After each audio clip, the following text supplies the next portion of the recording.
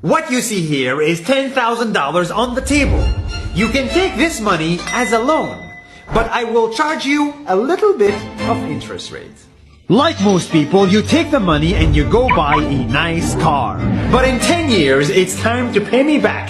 And because of interest rates, now you owe me $20,000 and not 10. You will say, I don't have money to give you. And if you don't, I take your car and a piece of your house. This is how debt works. And after 3 years of traveling the world, I noticed that this is exactly what China is doing. For example, take the small island nation of Sri Lanka. This developing country needs money and China has a lot of it. So Sri Lanka took billions of dollars in Chinese loans. It was easy money just there to be taken. And with that, they built skyscrapers, highways, airports, and shipping ports. The country grew and prospered. But few years later, this easy money came with interest rates, and Sri Lanka was so much in debt that it couldn't pay back China its money.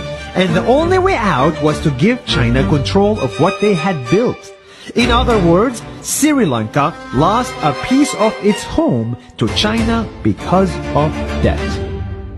This is the Chinese money trap. And it's a real thing I saw all over the world. In Papua New Guinea, I saw $2 billion in loans given by the Chinese to build skyscrapers, infrastructures, and ports. But there is no way this remote developing country can pay it back or its interest rate. And the only way out is to give China control of the country. In the Maldives, Pakistan, Malaysia, Laos, Kazakhstan, Mongolia, Egypt, Kenya, and South Africa, the same thing is happening, and many countries are struggling to pay back Chinese loans. If you look closely, all these infrastructure projects like highways, ports, and bridges connect to China through the sea or through the land to form something far bigger, far more powerful than just a bridge. A new Silk Road. The world is already made by China, and I think slowly it will be owned by China.